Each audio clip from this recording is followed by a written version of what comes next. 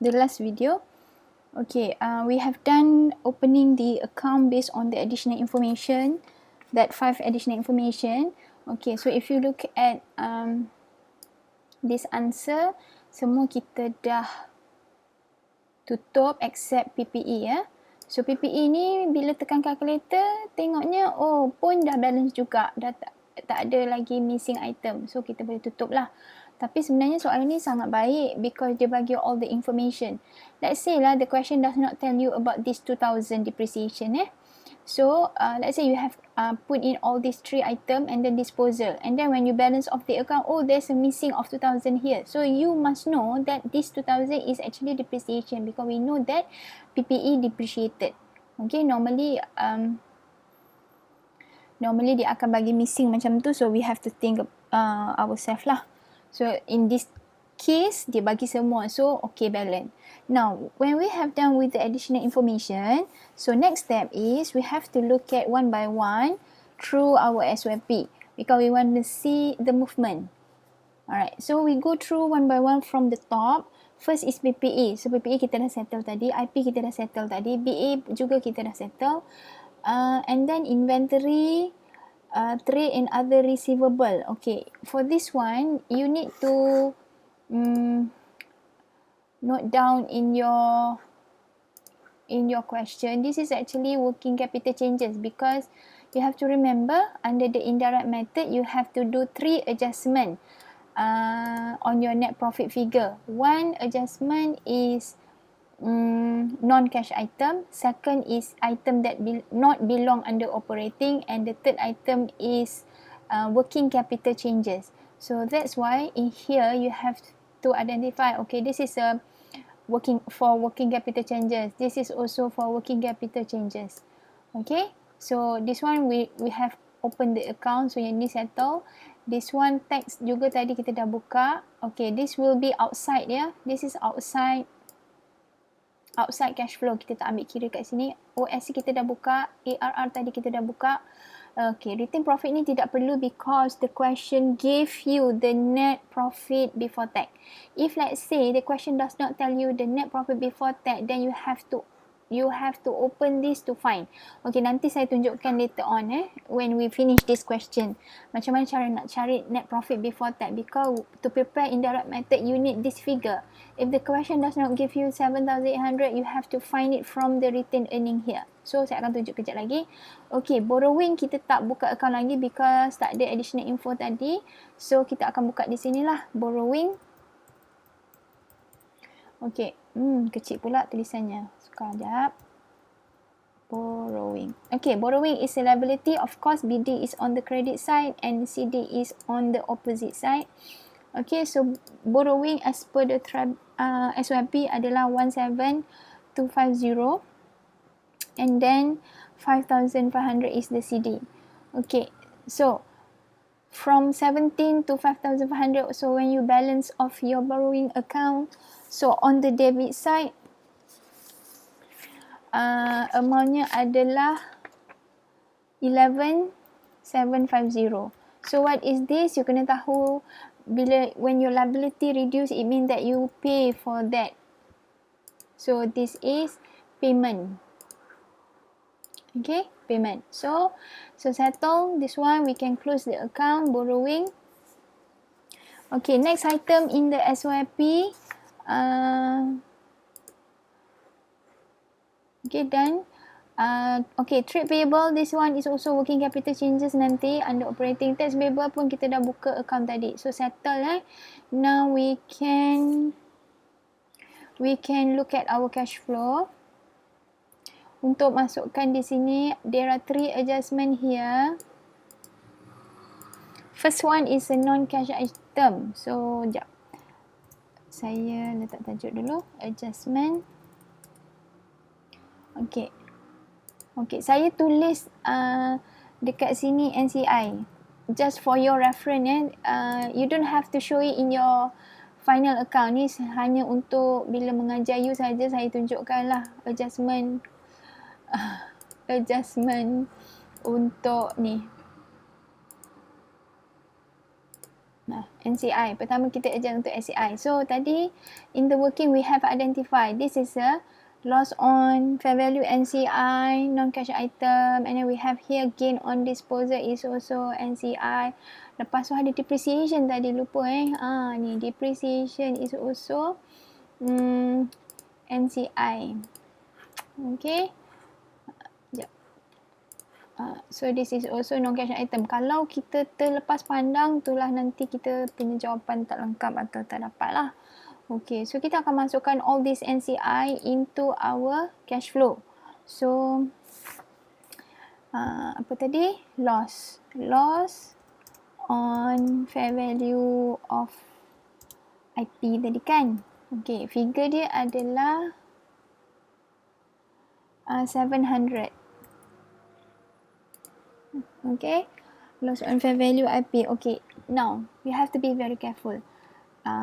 Adjust ni nak you want to add or you want to less. You have to look at SOPL.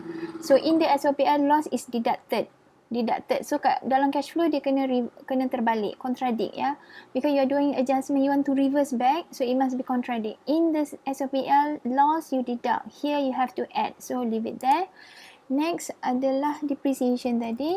Depreciation on the PPE. Okay, amount dia adalah 2000. So, depreciation in the SOPL you deduct. So, here you will add. Next item is a gain on disposal. Okay, so the figure is 89. Alright. Gain in the SOPL, gain is added. So, kat sini mestilah you have to minus 89. Okay, so NCI ada 3 saja tadi. Okay, adjustment yang kedua is item not belong under operating. Okay, what does it mean item not belong under operating? It means that that item should be under investing or financing. Okay, remember what I said before, when you prepare SOPL, you did not categorize your expenses into operating, investing and financing. But in the SOPL, you can classify into admin, selling and finance. So, classification dia berbeza from the cash flow. So, in this figure, you have deducted item that shouldn't be appearing in the operating lah. Okay, for example interest lah, interest kita tolak kat sini, interest paid bukan kat sini So of course interest expenses tadi, because dalam SOPL, in the SOPL you have deducted the interest expenses. By right in cash flow you only deduct the interest paid. So when in the SOPL you have deducted, you have to add back the interest expenses here. So tadi kita ada jot down interest expenses is 7988. So that will be 7988. Kita add lah, because in the SOPL you deduct, here you will add. And then because in this question there's no accrued or prepayment, therefore interest expenses is equal to interest paid. So when pay you have to minus 7988. Okay. Alright. What is other example of item not belong under operating? For example, you get dividend income, ataupun nama lain dia adalah investment income. Okay, investment income is actually under investing because it relate to the investment, non-current asset. So income from that investment should fall under investing. In the PPE, in the SOPL, you have added that investment income ataupun dividend income, which is it does not supposed to be here. It's not under operating, it is under investing. So what you do is actually you alih. So, let's say dalam SOPL tu dia ada dividend income. Okay, contoh je dividend income ataupun nama lain disebut investment income. So, in the SOPL you have added that figure. So, here you have to minus lah. Okay, contoh minus. Kat sini kita minus. Tapi, bukan minus sahaja, you have to put the dividend income here. Maknanya kita alih. Kat sini kita tambahlah. Kata berapa? 20. Kat sini tadi kita less 20 lah. Contoh contoh begitu. Alright, why do we do this? Because dividend income is added in the net profit.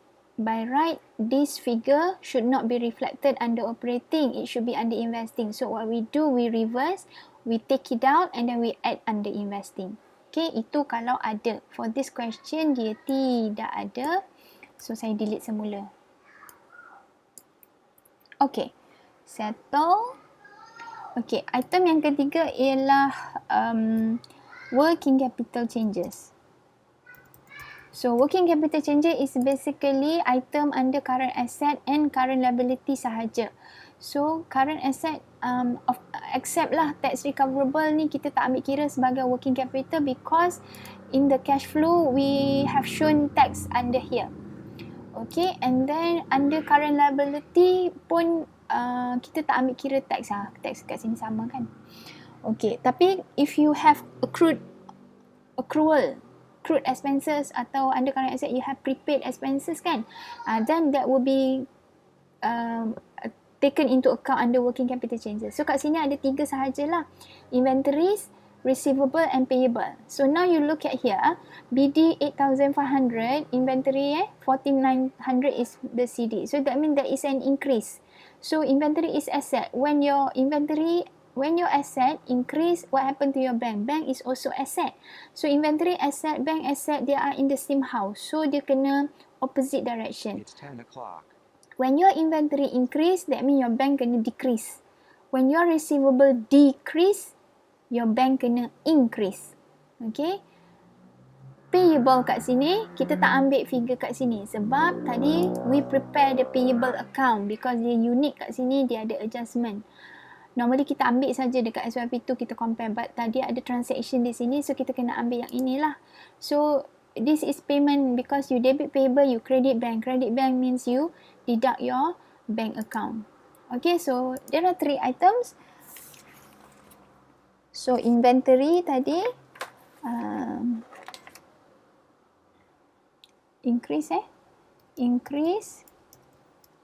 in inventories. Kemudian okay, tolakkan DD and CD akan dapat 6,400. So because dia increase, bank kena decrease lah dan tolak.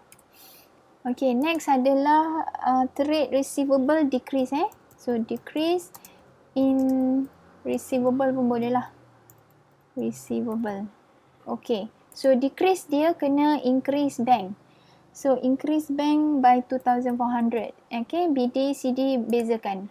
Okay. Untuk payable, kita ambil yang dalam T account yang kita dah prepare tadi. 2250. Okay. So bila kita bayar, that means kita kena minus. 2250. Okay. I think dekat sini kena buat tajuk lah.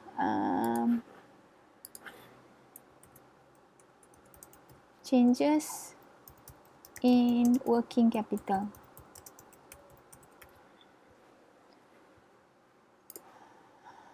Okay.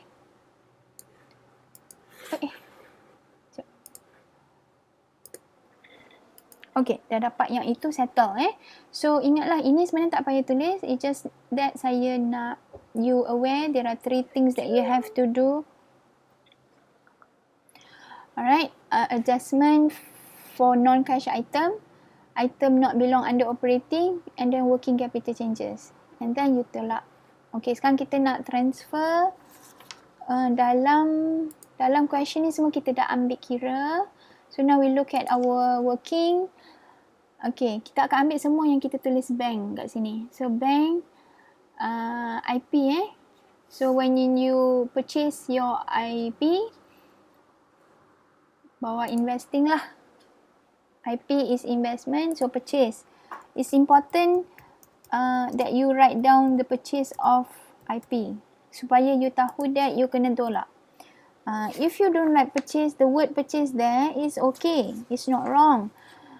But I'm afraid that you may mistakenly add or less the figure here because students selalu silap kat situ. So if you put it as purchase, you know that you have to deduct your cash flow. Alright. Next, here kita pergi ke bawah lah senang Okay, biological asset also you purchase 5,000. 500. So pergi kat bawah investing tadi. Kejap saya besarkan ni. 5,500. So purchase BA. Okay, next BA sudah. Borrowing, payment of borrowing kan 11,750. So borrowing is under financing. So 11. Okay, borrowing bayar, so kena tolak. Okay, less payment. Borrowing. Okay, kat sini nampak dah salah. Dividend paid kan? Tukarlah payment of dividend. Okay, bila payment je we know we have to deduct. Oh betul. Okay, next adalah ni sudah naik atas payable. Okay, ni tadi dah buat under working capital. Settle OSC. This one, we receive money. Okay, because credit here and debit bank. Debit bank mean we get money. 32850 bawa in financing because equity is a financing. So, 32850. So, kita tulis kat sini proceed from issue of OSC. Okay, settle. And then OSC sudah. Next, PPE, bank. Purchase of PPE, 1,300. So, under investing. So, purchase, you have to deduct. Purchase PPE. Okay, next. PPE settle, this one dah. Disposal, okay, proceed from the disposal. Credit here, so you debit bank. Debit bank increase 3889 under investing. 3889 positive lah because you receive money. So dari sini proceed from disposal of PPE. Okay, done with that. Disposal plan. Next, account ARR. Sini tak ada apa-apa. Okay, tax here. Tax paid 200. So, tax paid is under operating. This one, minus 200. Okay, so, meaning that we have taken all item. So, let me check. So, you have ni. And then, under this one, 700, 2,000, 89, 7988. 6,400, 1,400, 2,250, okay. And the interest paid, 798, 200. Okay, lepas tu under investing, have 12,000, 3,889, 1,300, 500, 500. Under financing, 328, 11, okay.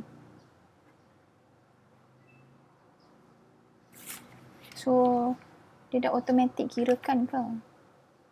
Menariknya. Okay, dah. So, ni semua campur tolak.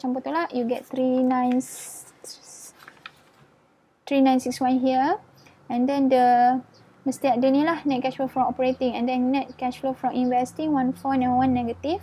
And then from financing is 18750. So, total up in operating, investing, financing. So, you get net cash and cash equivalent di sini. So, you make sure that you get this 7,800. So you take from here the cash and cash equivalent ni BD 2,200 and 10,000. Okay, BD 2,200 and CD is 10,000. Okay, this is cash and cash equivalent. So the difference is 7,800, sama kan?